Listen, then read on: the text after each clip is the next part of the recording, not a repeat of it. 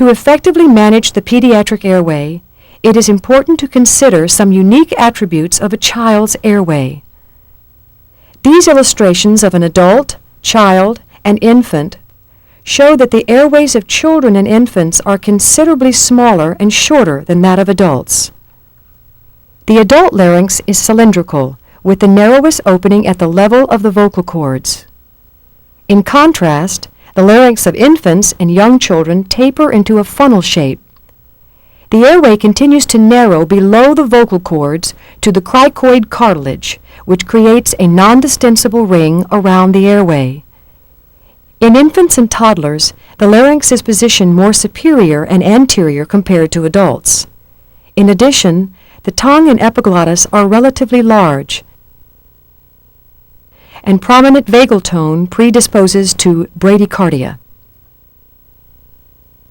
Note that the airway is always anterior to the esophagus, and the cricoid cartilage is the only complete cartilage ring located below the vocal cords at all ages. Keep these anatomic considerations in mind as we demonstrate several advanced airway procedures before you practice them in your skill stations.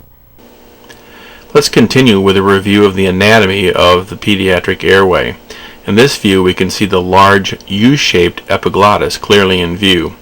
Just posterior, we can see the arytenoid cartilages, and just down from that, the fold that makes up the potential space of the esophagus. This view shows the difference in the epiglottis between the child and the adult, this being more U-shaped versus the V-shaped epiglottis in adults. As we move further into the airway, the arytenoid cartilages become clearer in view, and will now view the glottic opening and the vocal folds. The white cords are in view now. The camera inserts past and we can see the cricoid ring. As the camera inserts deeper into the trachea, the carina will become visible, and we can identify both the left and the right main stem bronchus. The right main stem bronchus is the larger, less acute angle, and the left main stem bronchus is the more acute angle and considerably smaller. The endotracheal tube obviously will drift into the right main stem bronchus preferentially because of the less acute angle and the greater size. This view shows the endotracheal tube mid-trachea ventilating both lungs adequately. Should the tube migrate into the trachea too far, we'll see that it goes into the right lung, ventilating only the right lung, demonstrated by a difference in breath sounds and chest rise in infants. We can avoid this by placing the cord marker at the cords. The first line is 1 centimeter from Murphy's eye, and the double line is 2 centimeters from Murphy's eye. The cord should be someplace between these two lines. By positioning the infant in sniffing position will improve our likelihood of successful intubation. We will insert the laryngoscope midline, sliding down to the base of the tongue. The epiglottis will become in view. As it comes into view, we can lift it with the tip of the straight blade, thus exposing the glottic opening. Continuous cricoid pressure is advised, and cricoid and thyroid pressure will help bring the vocal cords and the glottic opening into view. Pressure in the corner of the mouth will allow a larger space for the endotracheal tube to pass to the right side and into the trachea. Notice we have not obstructed the barrel of the laryngoscope so we can see the tube enter the glottic opening. The child also benefits from positioning. By placing in sniffing position before intubation will improve our success with that technique. Again, cross-finger technique is utilized. The laryngoscope is inserted in the midline, down to the base of the tongue. The uvula becomes visible.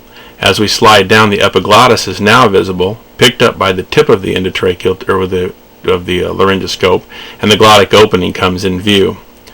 Again, pressure is put on the right corner of the mouth, increasing that space. Some cricoid and thyroid pressure bring the glottic opening clearer into view, as we can see the vocal cords now. The tube is inserted the right corner of the mouth, does not obstruct the barrel of the laryngoscope, and is inserted so that the cuff goes past the cords, as you can see in this view. We know that the tube is in correct position now and not too deep because the cuff is just past the cords. We'll assess for breath sounds and chest rise to assure the tube is in correct position. This is an endotracheal tube that has been left in for approximately 1 week. You can see that there is significant inflammation around the epiglottis and the rest of the airway structures here. The vocal cords are slightly visible, and again you can see the tube markers. This is the same airway seconds after that endotracheal tube was removed. You can again see the epiglottis is swollen. We've lost the form of the vocal cords, and the arytenoid cartilages are somewhat swollen as well.